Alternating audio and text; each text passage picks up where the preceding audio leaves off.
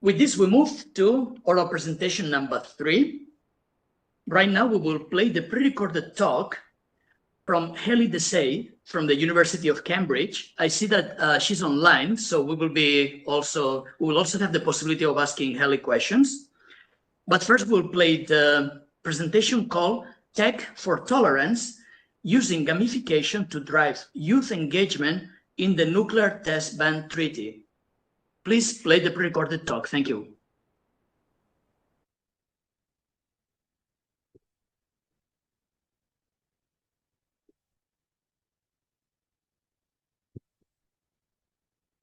Dear Excellencies, distinguished guests, colleagues, and friends, it's an honor to address you here today at the Science and Technology Conference 2025 with the Comprehensive Test Ban Treaty Organization. Today, with this opportunity, I wish to speak not only about the treaties and verification, but about the youth who is going to inherit this treaty, this mission, and this responsibility of taking it forward. We already obviously know that the CTBT is critical, especially in this time and age of proliferation. We know that science of verification is very robust. We also know that the humanitarian case is fairly overwhelming. And yet, the political momentum towards universal ratification has slowed down incredibly. In many parts of the world, young people are absolutely unaware of the treaty's existence, let alone get engaged in its defense. So, this essentially is a critical problem which is at hand. How do we involve, inspire, empower the next generation to take ownership of the CTPT?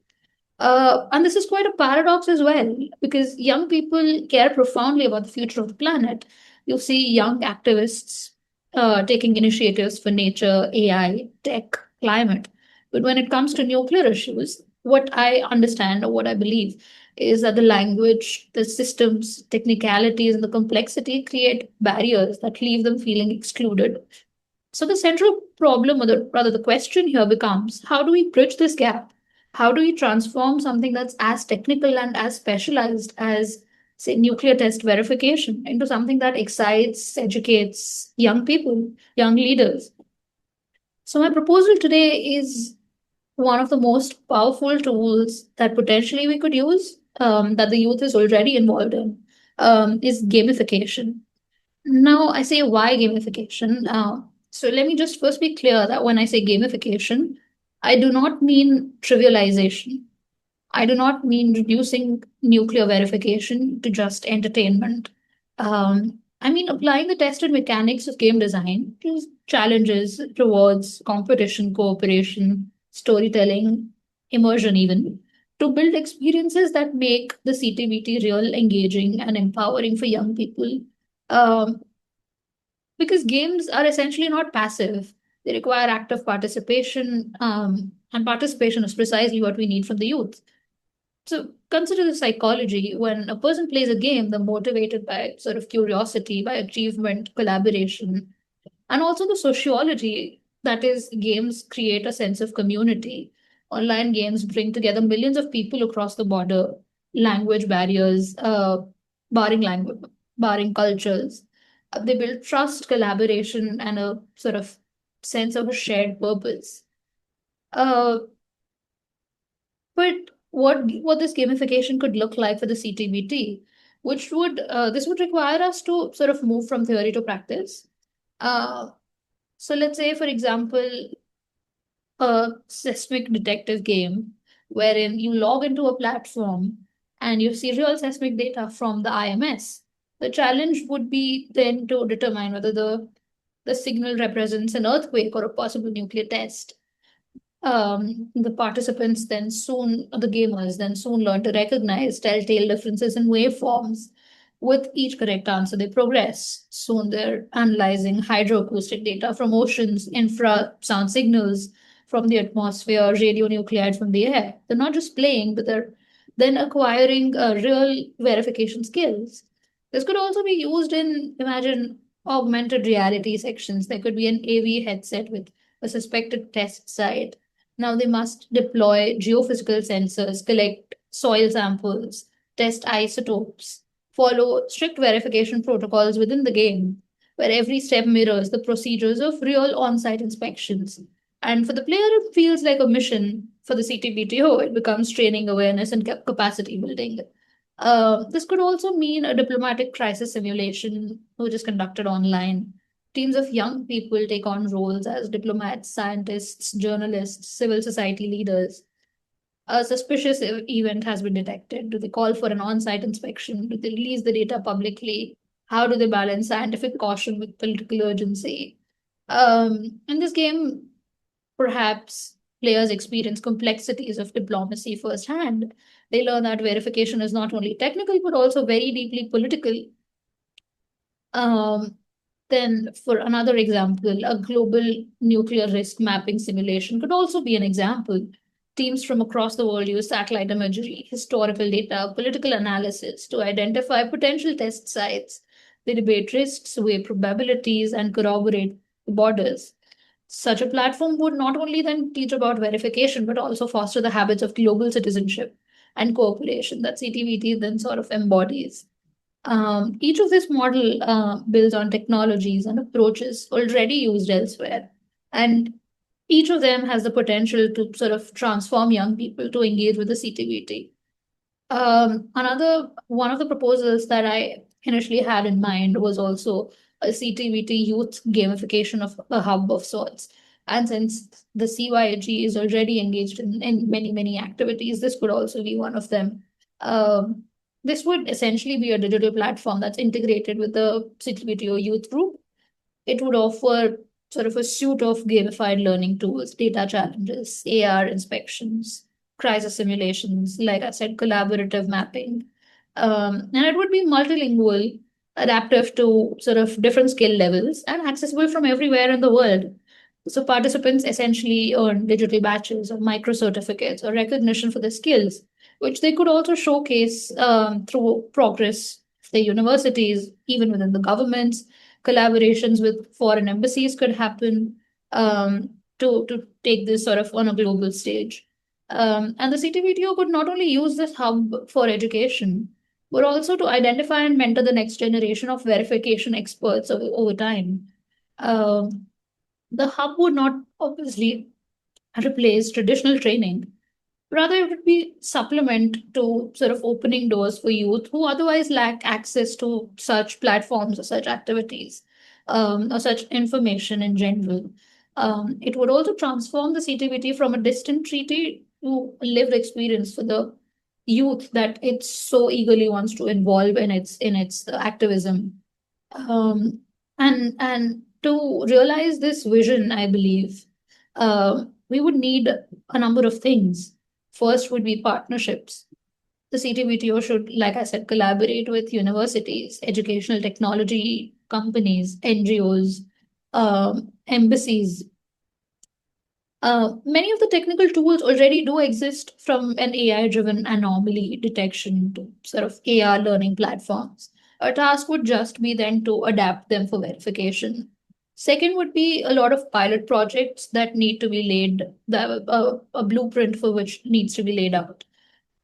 We don't obviously need to build the entire thing immediately.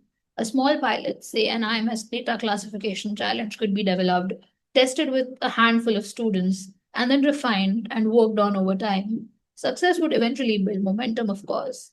Third is, of course, resources, both financial and institutional. We must recognize that gamification is not a gimmick, but a legitimate tool for capacity building, and then eventually promote it like that. And finally, co-creation with youth, I believe. Because the most successful games are those built with their intended audiences. Uh, we could invite youth not only to play, but also to design. Basically, hackathons, design sprints, collabs, um, could bring creativity into the process and also get them involved while doing it. Um, and we're obviously not starting from ground zero. There have been precedents that we can learn from. For example, I think the game Folded engaged ordinary citizens in solving protein folding puzzles, which within weeks then they discovered new structures that advanced HIV research. Uh, Duolingo, of course, has shown that gamified learning can attract 500 million users worldwide to learn different languages, making language acquisition accessible and engaging. I think politically and more security-oriented activities have also included NATO's Lock Shield cyber exercise that demonstrates how immersive gamified scenarios can train experts even to respond to real-world crisis. Thousands of professionals are tested annually in this virtual battlefield, right? In our own field, tools like, say, Nuke Map have shown that even interactive visualization could reach millions by allowing people to simulate nuclear explosions over their own cities, other cities. Nuke Map, by I think Alex Wellerstein, is it, has made abstract consequences of nuclear weapons immediate and quite personal. Each of these cases just prove a simple point that when information becomes experience, people start caring. They learn, remember, and sort of act even. Um, so then, why does this matter for the CTBT? Is that the treaty is essentially not just about banning nuclear tests. It's also about building a culture of trust and verification and cooperation. And that culture cannot survive if it remains confined to diplomats and scientists or policymakers alone. Must be embraced by citizens, especially where the youth was going to take this forward. And I believe gamification would offer us a way to cultivate that structure. It could transform verification from an abstract process to a very shared experience, equipping sort of young people with both technical skills and political awareness. It could foster collaboration, like I said, across borders, languages, disciplines, and create sort of a pipeline of leaders who will then champion the CTBT long after this exercise has ended. Um, so, I mean, what I believe for the path forward, uh, CTBT could convene like a gamification hackathon, invite youth worldwide to design mini games around verification concepts. This would not only generate ideas, but also signal that their voices really matter. Then they could develop like a pilot game, like I said, with seismic classification challenges using IMS data, um, tested on students with the CTBTO youth group who essentially are already indicating an inclination, sort of a motivation to talk about this, gather feedback from them, and improve. Step three could be to expand a full hub with multiple modules from AR inspections to diplomatic simulations, make it multilingual, make it adaptive. Um, there could be an integrated mentorship from experts, diplomats, scientists across the world involved with the CTBTO. Um, and then we could institutionalize the hub within the CTBTO outreach and training programs. Let it become a part of the organization's long-term strategy for youth engagement. I mean, I believe this path is very, very ambitious, but with the right amount of effort and energy, it could also be very realistic. And the potential payoff could just be incredible. I'll just leave you with that. Thank you so much.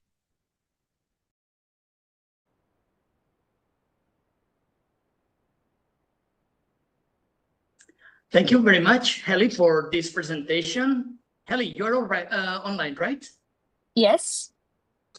Very good. Thank you once again. Very, very interesting concept. And we got a question online for you. And it's a question probably from one of our trainees in the on-site inspection division. And the question says the following.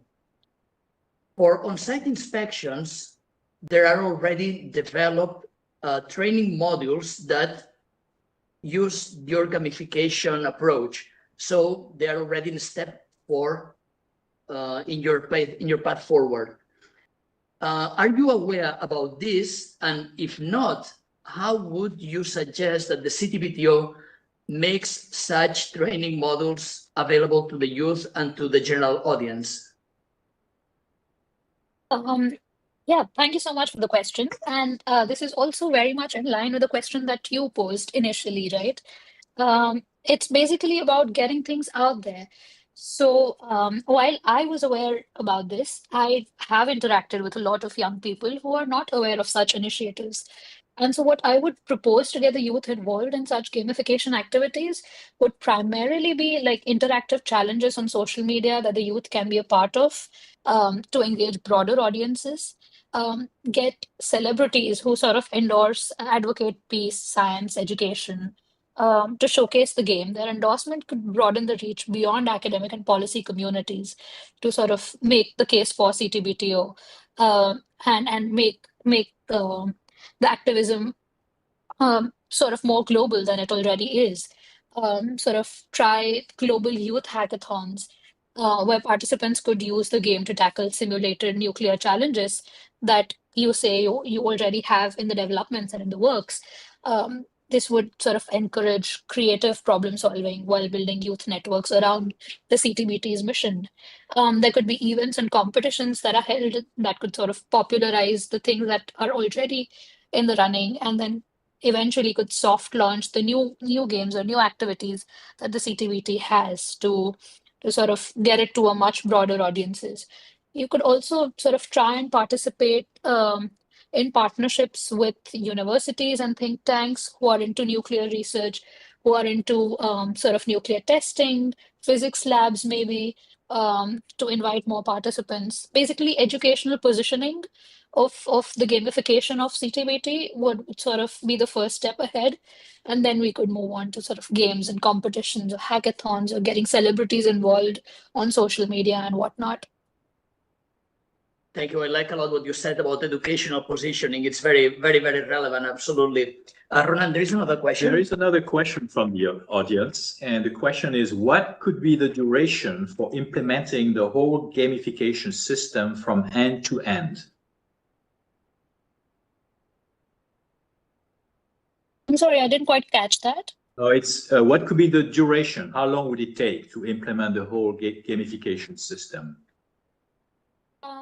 So it depends on how you take it, right? So it could be done in phases. So initially, the pilot or the soft launch phase, once the entirety of the game is ready, that you completely trust in that this is a game that we want to launch out in the public as sort of the face of gamification of the CTBT. That could take around 3 to 4 months on social media. Test it out with a small group. Partner with a university, educationally position it, see how it's received. Then you sort of move on to the main campaign, receiving and incorporating feedback from how the pilot launch or the soft launch has been taken, has been received by the students. And the main launch would then sort of include hackathons or social media campaigning, like we spoke about. So this would sort of broaden the horizons and keep the momentum steady without the audience getting fatigued, and then sort of sustain and integrate into ongoing yearly cycles that the youth would look forward to. So then sort of launch a fellowship, or an annual yearly hackathon that students or kids could participate in and sort of look forward to then every year. This could also have reward systems like a visit to the CTBT, or a fully funded fellowship to sort of take a month worth of a sort of summer research program in Vienna that students could experience, come to Vienna and experience it for themselves, or something of that sort. So eventually, I mean, it just depends upon how you just how you mark the phases. So it could be a three phase system that could sort of end in 1 year, and at the end of the year, that you could sort of analyze and then process what's going right, what's going wrong, what do we need to change for the people to process it better or receive it better. Thanks very much, Heli, for your comprehensive answer. Thank you very much. Thank you. There are more questions. Once again, we will send you all these questions via email. Of course, please do. Yeah, all in the audience who have submitted questions, please understand that we have a limited time to ask questions. You have Heli's email address in her contribution, so please also feel free to send her a note and ask directly these questions. Heli, thanks a million for joining us. Thank you so much. Honored to be here. Yeah, and see you in person in future science and technology conferences. Absolutely. Thank you so much. Looking forward to it. Looking forward to more of your questions as well. Thank you. All the best.